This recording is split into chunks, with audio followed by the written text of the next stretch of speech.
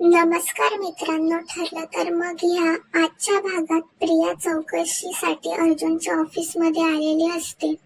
तेव्हा अर्जुन बोलतो, पुढे बोल प्रिया. प्रिया बोलते, मधुभाऊंनी विलासला दूर ढकललं आणि थंडपणे गोळी घातली. त्यावर अर्जुन म्हणतो, जेव्हा मधुभाऊंनी विलासला गोळी घातली तेव्हा तुम्ही उभे होतात का?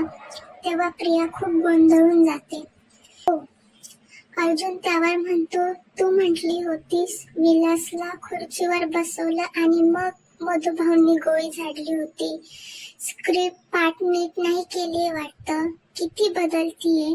प्रिया खूप टेन्शन मध्ये येते आणि म्हणते, विलास काका बसले असतील कदाचित. तेव्हा अर्जुन खूप चिडतो आणि म्हणतो, इथे माणसाचा खून झालेला आहे आणि तू म्हणते काय कदाचित? प्रिया त्यावर चढून म्हणते, विसरले मी ह्या गोष्टी.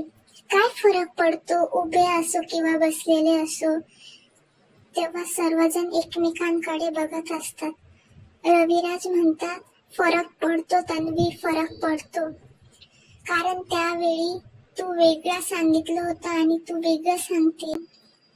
तेव्हा सायली प्रियाला म्हणते, प्रिया आपण खून होताना रोज नाही बघत.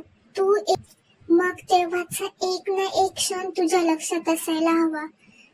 प्रिया खूप घाबरते. हे डॉक्टरांच्या लक्षात येते. त्यावर अर्जुन तिला म्हणतो, इट्स ओके, रिलॅक्स. त्यावर अर्जुन म्हणतो, नीट आठव आणि मग सांग, बोल आता. तेव्हा प्रिया मम करत म्हणते, मला थोडं पाणी मिळेल का? चैतन्य म्हणतो, हो, आम्ही रेडीच ठेवलंय तुझ्यासाठी. रविराज प्रियाला पाणी देतो. चैतन्य त्यावर तिला परत विचारतो, लस्सी, सोडा किंवा वाळ्याचं सरबत.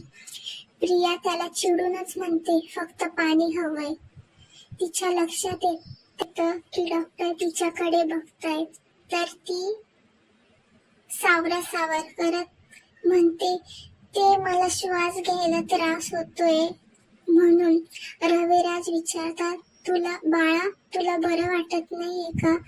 ती म्हणते, बाबा माझं डोकं जरा जड झालंय. प्रिया खूप नाटक करत असते. ती डोक्याला हात लावत असते, श्वास घ्यायला त्रास होता असे बहाणे बनवत असते. हे अर्जुनच्या लक्षात येते. तिचे परत नाटके सुरू होतात. तेव्हा अर्जुन म्हणतो, झालं का? अर्जुन म्हणतो, आता मला माझ्या प्रश्नाचे उत्तर दे. मधुभाऊंनी धक्का दिला होता की त्यांचा जोर कमी पडला?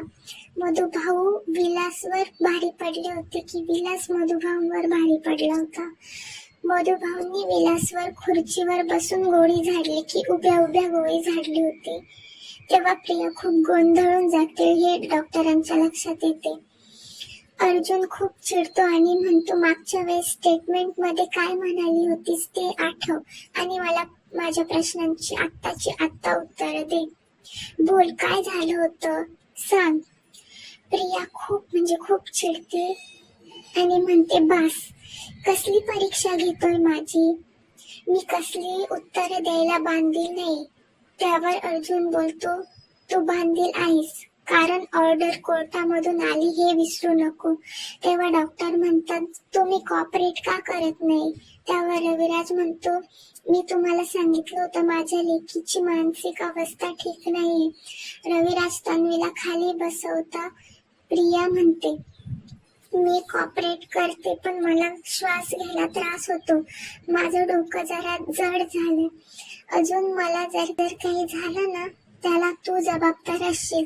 तेव्हा डॉक्टर म्हणतात, इट्स ओके, मला याच्यापेक्षा काही जास्त ऑब्झर्व करायचं नाहीये आज.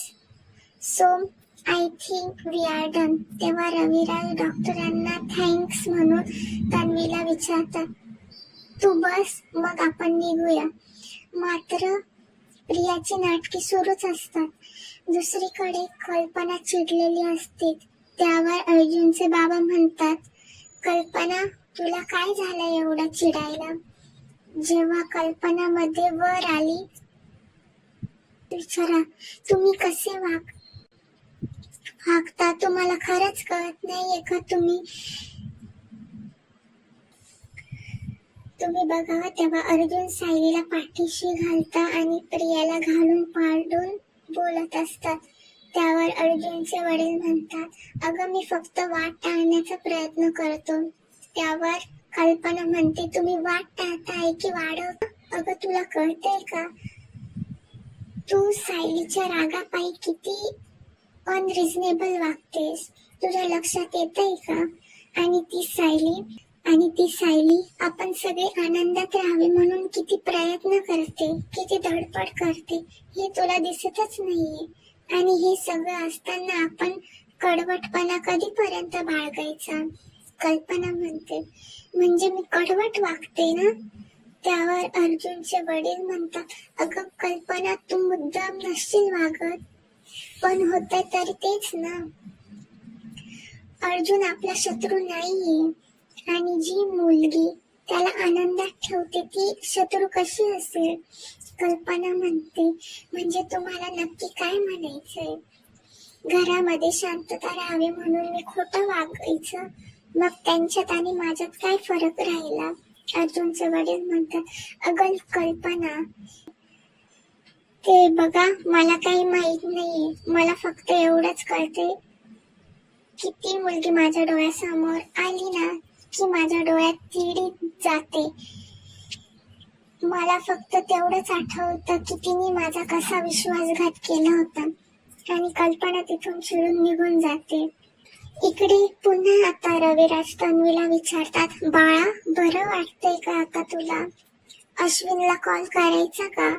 तेव्हा तन्वी म्हणते, नको नको बाबा, नको करू अश्विनला कॉल, मला ते स्ट्रेस आल्यामुळे असं झालं, त्यामुळेच मला चौकशी कोर्टाच्या बाहेर नको होती, पण तू कोर्टाकडून ऑर्डर आणलीस, माझा नाईलाज झाला. बरं आता प्रोसिजर झाली असेल तर आम्हाला इथे क्षणभरही थांबायचं नाहीये. अर्जुन म्हणतो, सरांनी सांगितलं ना प्रोसिजर संपली. मी तन्वीला थँक्स म्हणणार नाहीये, पण तुला थँक्स म्हणेल. तन्वीचा लॉयर म्हणून तू फुल कॉपरेट केलं, थँक्यू. रविराज तन्वीला घेऊन निघून जातात. तेव्हा सायली अर्जुनला विचारते, अहो याचे रिपोर्ट्स कधी मिळतील? अर्जुन डॉक्टरांना विचारतो, रिपोर्ट्स केव्हा? तेव्हा डॉक्टर म्हणतात, रिपोर्ट्स कॉम्प्लिकेटेड असतील तर तो सहसा आम्ही होल्ड करतो, पण आजचा रिपोर्ट माझ्यासाठी एकदम स्ट्रेट फॉरवर्ड होता. त्यावर चैतन्य म्हणतो, म्हणजे तुमचा रिपोर्ट रेडी आहे का? डॉक्टर म्हणतात, हो. तेव्हा अर्जुन, सायली व चैतन्य खूप खुश होतात. तेव्हा डॉक्टर म्हणतात, ही एकदम न्यूट्रली तयार केलेला रिपोर्ट आहे, काही गोष्टी एकदम स्पष्ट दिसतात, त्यामुळे रिपोर्ट मध्ये ही त्याची एक प्रिलिमिनरी तुम्ही ठेवू शकता. फायनल रिपोर्ट तुम्हाला कुरिअर करतो. डॉक्टर निघता तेव्हा अर्जुन डॉक्टरांना थँक्यू म्हणता व त्यांचे आभार मानून या केससाठी तुमची खूप हेल्प होणार आहे असे म्हणून डॉक्टर निघून जातात. चैतन्य त्यावर अर्जुनला म्हणतो, काय कमाल कन्फ्यूज केलं तू तन्वीला. सायली म्हणते, तिला काय बोला काय कळतच नव्हतं, खोटारड्या माणसांचं दुसरं काय होणार? अर्जुन म्हणतो, कारण मधु भाऊंनी जितकी कॉन्फिडेंटली उत्तरे दिली होती तितकीच तन्वी कन्फ्यूज होती. जे तिने बघितलं असतं ते तिने काहीच बघितलं नाही, तिने स्टोरी क्रिएट केली. सायली म्हणते, आता देवाचं नाव घ्या आणि रिपोर्ट उघडून बघा काय लिहिलंय. चैतन्य मोठ्याने अर्जुन रिपोर्ट वाचतो. त्यावर सायली म्हणते, मला काहीच नाही कळलं. तेव्हा चैतन्य म्हणतो, मी एक्सप्लेन करतो. रिपोर्ट असं म्हणतो की तन्वी अपराधी तिचे स्टेटमेंट खोडून काढते आणि तिच्या भावनांवर तिचा ताबा नाही, त्यामुळे एक बौद्धिक विसंगती जाणवते. आणि हे लक्षणे फक्त अशाच माणसांमध्ये असतात जो माणूस सत्य लपवण्याचा प्रयत्न करतो. काय सांगतायत, हे असं लिहिलंय असं सायली आश्चर्याने म्हणते. यात तर जवळजवळ असं लिहिलंय की प्रिया खोटं बोलते. तेव्हा चैतन्य खुश होऊन म्हणतो, एक्झॅक्टली. अर्जुन म्हणतो, आपल्याकडे जे पुरावे आहेत ना, त्यांना खूप मोठा सपोर्ट देणारा हा रिपोर्ट आहे. आता सगळ्या गोष्टी आपल्या मनासारख्या होतात. दुसरीकडे महिपत देशमुख बाईंकडे नोटीस घेऊन येतो आणि म्हणतो, या सुभेदारांनी ठरवले बाप लेकीला श्वास घेऊ द्यायचा नाही. काल कुठं माझं लेकरू घरी आलं, लगेच नोटीस पाठवली, उद्याच्या उद्या हजर राहा कोर्टात म्हणून.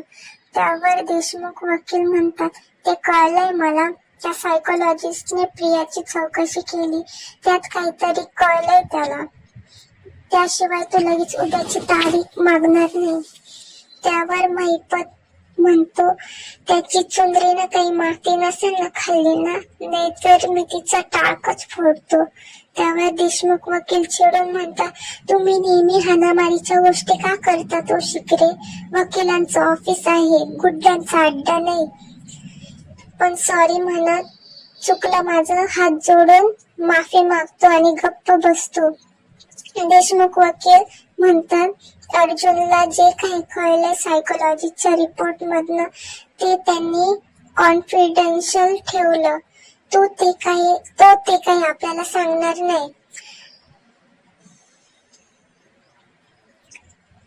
जे काही करायचं ते जे काही कळायचंय ते प्रियाकडूनच कळेल. ती सायकोलॉजिस्टची काय बोलली हे कळल्यावरच आपण उद्याची तयारी करता येईल. तिला फोन लावा. महिपत लगेच प्रियाला फोन लावतो. देशमुख वकील म्हणतात, लाऊडस्पीकरवर ठेवा. तेव्हा महिपत प्रियाला फोन करतो.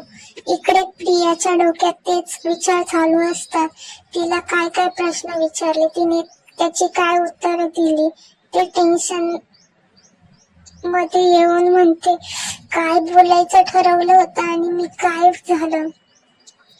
मी एवढी माती खाल्ली का? अर्जुनने लगेच उद्याची तारीख घेतली. ही गोष्ट आता महिपतला कळली तर? तेवढ्यात महिपतचा फोन प्रियाच्या फोनवर येतो. प्रिया खूप घाबरते आणि स्वतःशीच म्हणते, मी नाही घेणार आता फोन. मी आता फोडून टाकू की पाण्यात बुडवू? नाही महिपत, आता काही भरोसा नाही, तो घरी पण येऊ शकतो. घाबरतच प्रिया फोन उचलते. तिकडून महिपत म्हणतो, काय डॉक्टरीन बाई, चौकशीत काय माती खाल्ली? चिखल खाल्ला की डायरेक्ट शेणच खाल्लं? प्रिया घाबरत म्हणते, असं का विचारताय? देशमुख वकील म्हणतात, प्रिया तुझी कोर्टात साक्ष दिली आहे सायकोलॉजिस्ट समोर, पण तेच बोलली ना नक्की? खोटं बोलण्यात तो हुशारच आहे, पण एका सायकोलॉजिस्ट समोर सतत हे सोपं नाहीये आणि जवळजवळ पकडणं हे शक्यच आहे. नीट सांग, पकडली गेली नाहीस ना? प्रिया घाबरतच म्हणते, नाही अजिबात नाही. तेव्हा महिपत म्हणतो, मग त्या सुभेदारने लगेच उद्या कोर्टात हजर कसं सांगितलं राहिलं? प्रिया म्हणते, अहो मला काय माहित आता. हे बघा, मी सगळी उत्तरं व्यवस्थित दिली. तो सायकोलॉजिस्ट माझ्याकडे असा रोखून बघत होता, सतत नोट्स काढत होता. मी केवढे पॅनिक झाले होते माहितीये का? पण मी धीर सोडला नाही.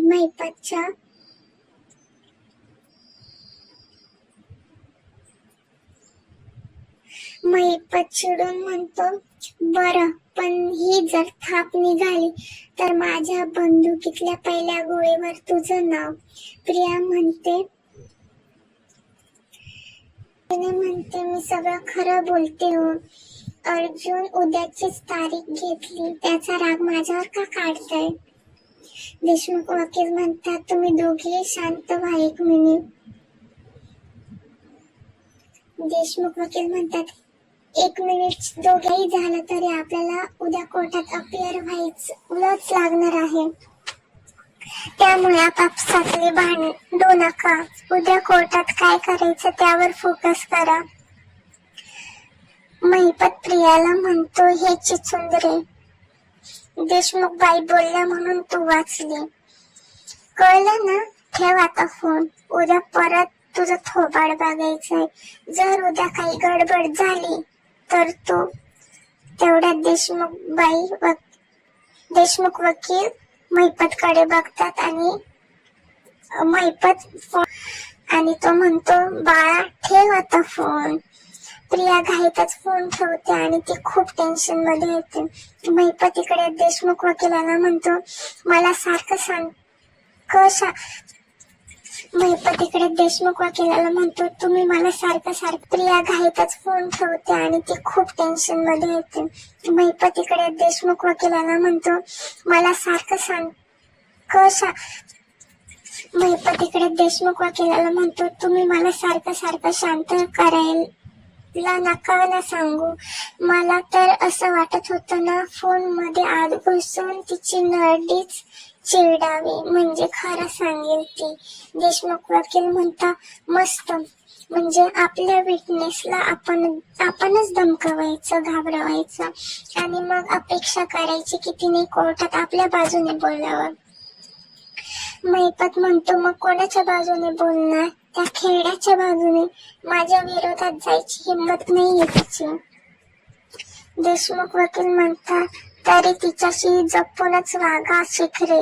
उद्या जर घाबरून काहीतरी वेगळंच बोलली ना ती, तर आपल्याला किती महागात पडेल माहितीये का? महिपत म्हणतो, हा विचार केलाच नाही हो मी.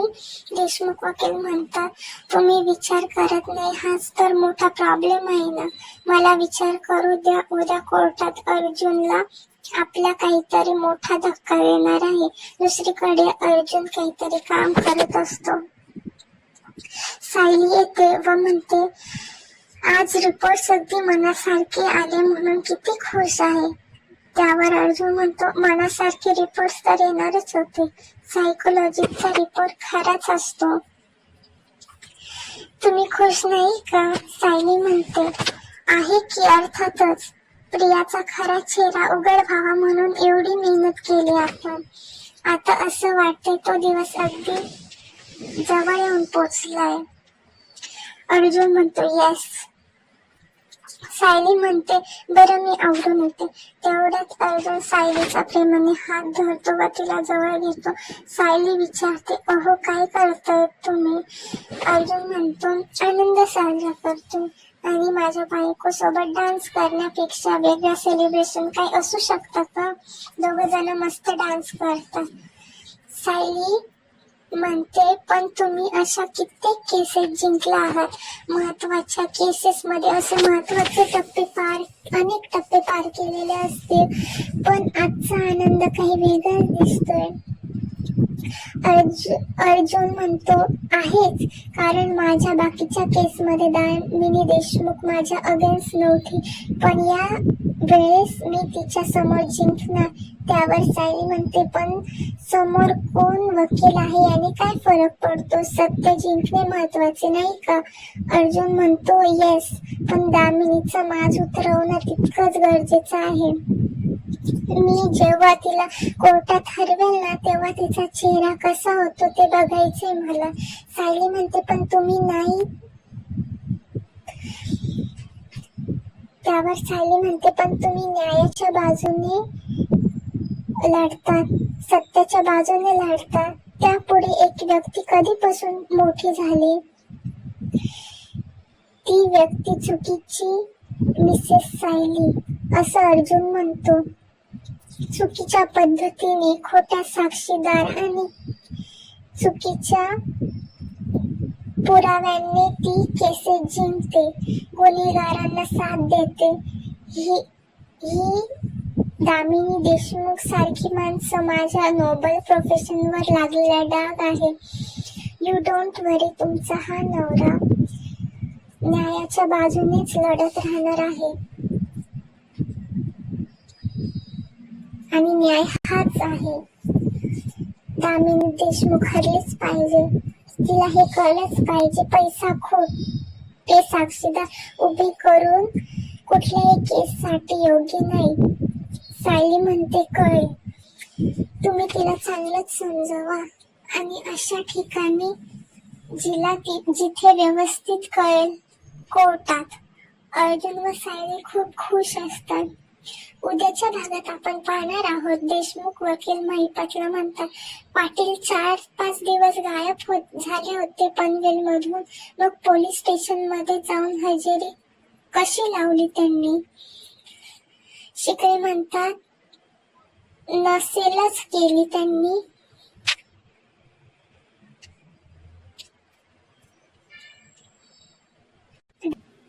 मधुभाऊंनी हजेरी मिस केली हे माहित असून सुद्धा त्यांची बेल कॅन्सल करायला लावणार नाही. त्या बदल्यात अर्जुनने आपल्याला प्रियाचा सायकोलॉजीचा रिपोर्ट द्यायचा. दामिनी देशमुखीकडे अर्जुनला फोन लावते. मी दामिनी देशमुख बोलते असं अर्जुनला सांगते. डिनरसाठी इन्व्हाइट करायला फोन केला होता. ती अर्जुनला म्हणते कोर्टामधलं सगळं तिथेच विसरून ये हा, प्लीज तुझ्या बायकोलाही घेऊन येशील ना असं दामिनी अर्जुनला विचारते. आजचा भाग इथेच संपतो. जर तुम्हाला आजचा भाग आवडला असेल तर नक्की व्हिडिओला लाईक करा. असेच व्हिडिओ बघण्यासाठी चॅनलला सबस्क्राईब करा. भेटूया उद्याच्या नवीन व्हिडिओमध्ये.